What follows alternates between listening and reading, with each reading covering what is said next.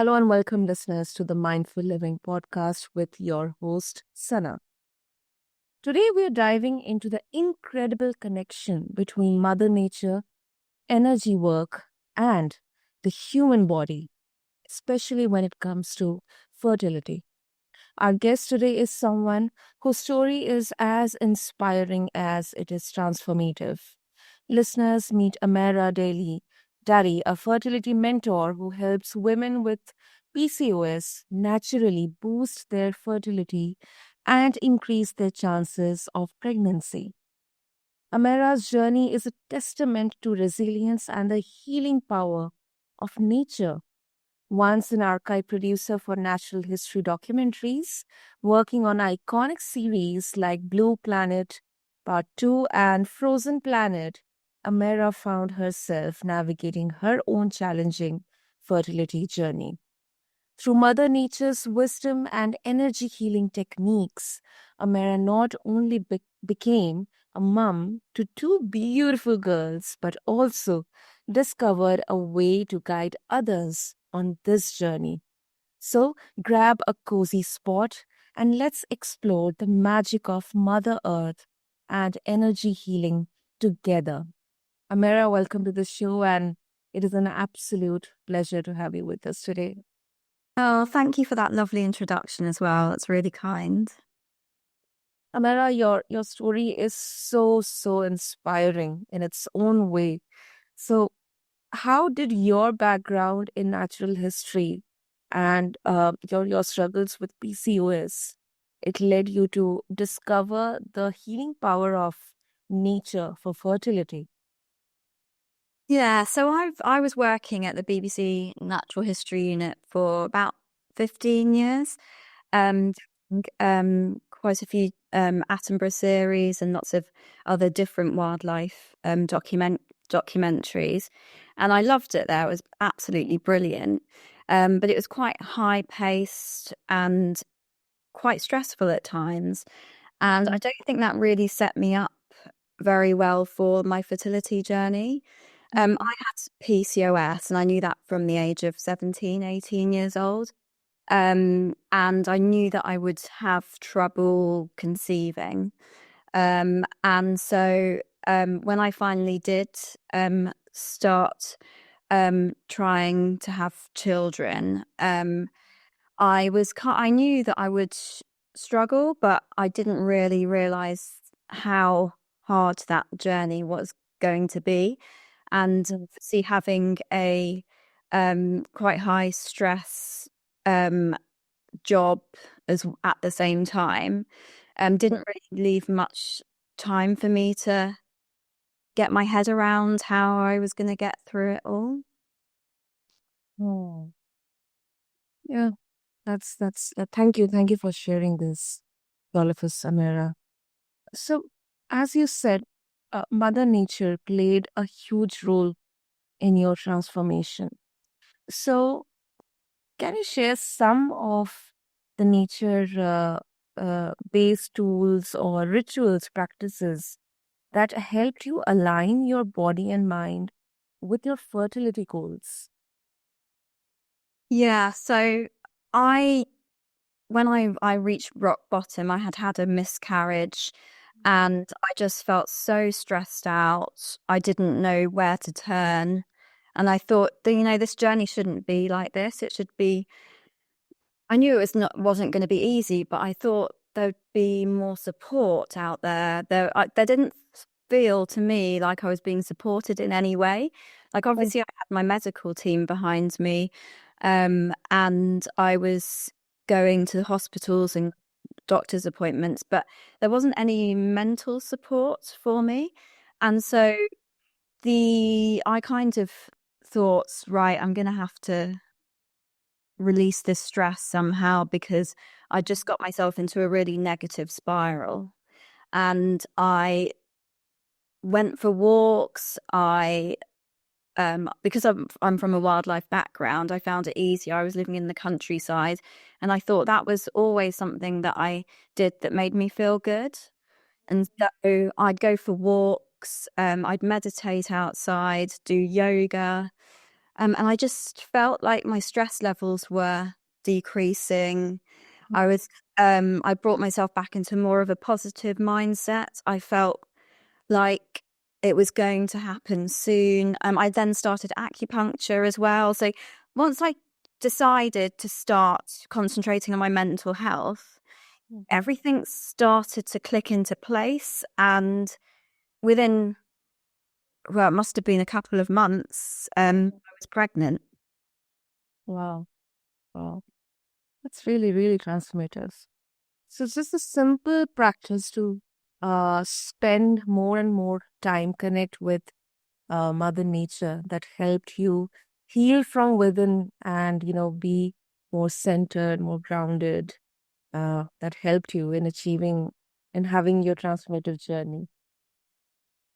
Yeah, that's correct. And alongside the energy work through the acupuncture, I think those two were like the best combination for me. And I think uh, the best combination for a lot of people going through the same issues as I did.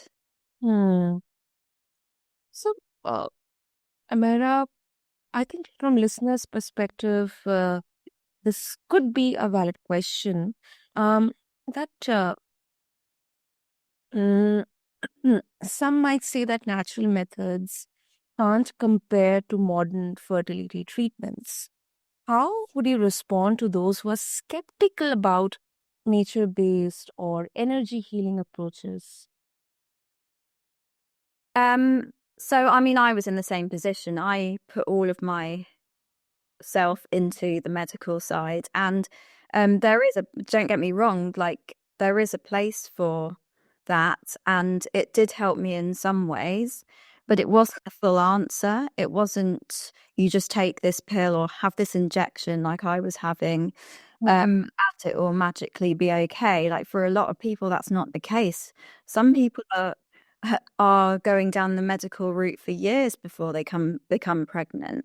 And I think the real cause of infertility is actually inflammation in your body. And a lot of the time, these pills and injections don't solve that inflammation. It's just a mask. It's like putting a plaster over something. It's not. It's it's stopping the symptoms, but it's not solving the issue. And I find inflammation, I've looked into studies and the science of it, and inflammation comes from environmental toxins, mental health, so any traumas, physical traumas, and mental traumas. And the only way to reduce that inflammation from the source is to remove those toxins from your body. And Mother Nature has been proven to help with that, as well as energy work we're starting to see that that's reducing people's inflammation as well. Hmm. Yeah, makes sense. Makes sense, Amira. So, you also work with the body code and energy healing. So, for those unfamiliar, what is the body code and how does it support women struggling with infertility, especially PCOS? Yeah, so because I found acupuncture to be really helpful for my journey, I wanted to look into some kind of similar healing that I could do myself. And I had a mentor who was really kind in showing me this amazing technique called the body code by Dr. Bradley Nelson. And from that was life changing in itself. So I started that after my two children, and that helped me with so many other symptoms that I had within my body. And I've been helping so many people using the body code, and I find that it really, really helps a lot of different illnesses and PCOS especially. So I've had my PCOS under control using the body code as well. So it's basically like acupuncture, using your meridians to release inflammation in your body, release toxins, any emotions that are trapped within your muscles or your organs. and this then relieves your system, which allows the energy go to the right places. And obviously for fertility, you want as much energy going to your reproductive organs as possible. But it can't if you're filled with inflammation. And so the body code has helped release the inflammation for me alongside my Mother Nature practices. Wow, wow. Great, great, Amirah. Also, stress seems to be a major player in fertility challenges, especially nowadays. There are so many ways women get exposed to a lot of stress. Um, how did you manage to reduce stress and inflammation while balancing such a demanding career in television?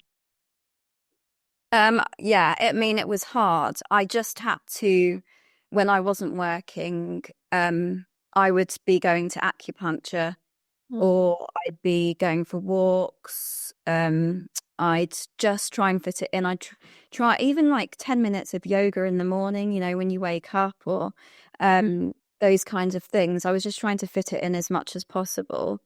And so, yeah, it can be hard, but I think for a lot of people that are struggling with fertility, that is like the ultimate thing that they want in their life. And I found because of that, I was able to prioritize it and had the motivation to try and deal with it. Because I was desperate to become pregnant in the end. Hmm. Also, there's something very interesting I wanted to ask you, Amira. Your vivid daydream during acupuncture marked a turning point for you. Can you explain the importance of mindset and visualization in achieving fertility goals? This is something really, really interesting. Yeah, and to be honest, at the time, I didn't have any awareness of that. It's only afterwards that, in hindsight, and from what I've been learning since, obviously people are really aware of manifestation and um, high vibration thinking, and I realized that that's what was happening to me. I believe that the acupuncture and the energy work was improving my outlook in life and my intuition, connecting me to my intuition. And that was kind of shifting me out of this negative mindset, providing me with a positive route out. And Mhm. I think it was that really tunes me into the dream mindset rather than this negative loop that I'd found myself in. Hmm. Interesting. Okay.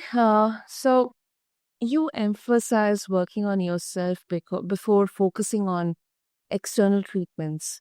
So, what would you say to women, Amara, who feel they don't have the time or emotional energy, or maybe, they do not have access to, something, a very natural or nature around themselves for that level of self reflection or connection?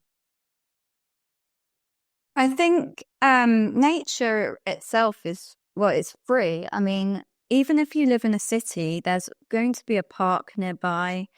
Um, Funnily enough, studies have shown that walking in cities does not have the same effects. In fact, it increases your cortisol levels, which increases stress.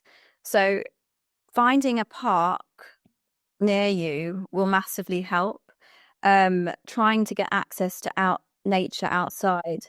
I mean, it is essentially free. I understand that some people don't have full access living in the middle of the city, but there's always a way to find just a park or anything to help your journey. And it's always the little things that I find. The little things build up, and all of a sudden you'll find yourself shifting. So just do that one thing each day and your mindset will start to shift. And also I do recommend, I just think that the fertility journey is so lonely. I think finding someone who you can talk to and kind of support you on the journey a little bit, that is also something that's really worthwhile. Yeah, I agree. So before we wrap up, Amirah, for women feeling overwhelmed by their fertility journey, what's the first step you would recommend to help them reconnect with their bodies and nature? Try and work out where in nature you feel most relaxed and spend your time there. Half the battle is shifting your body into like out of the lack of safety, negative spiral. And the way you can shift that is by being in calm surroundings, peaceful surroundings, and just trying to calm your body. And from there, you can kind of find the next step. And I find in that kind of mindset, you're more likely to find answers for things that had previously not been understood. So yeah, I would just get out into nature, take that first step, and then you might find that other doors open up for you. Definitely. Well, Amirah, thank you so much, first of all, for sharing your powerful story and also the tools you have discovered along the way. So, if our listeners, especially women who are interested to explore more about the body code and the way they can reconnect with their own body and nature for navigating the fertility journey, if they wish to connect with you, how they can do that. Yeah, so I'll share with you a link that you can put in the show notes, and I've put together a free download for your listeners. So you just need to click on that, and you'll be taken to my page where you can get a free download of information. I'm also on Instagram. I've just started my Instagram at Nature's Fertility Codes, and I'll put that in the show notes as well. Great. We have all the details there for our listeners in the show notes. And Amirah, thank you so much for sharing your journey from heartbreak to healing. It's a huge inspiration for all of us, for anyone navigating fertility challenges. So thank you so much. Thank you very much. Thank you for giving me this opportunity to talk about it. For our listeners, I would like to say sometimes the answers we are seeking are found in the simple, most natural rhythms of life.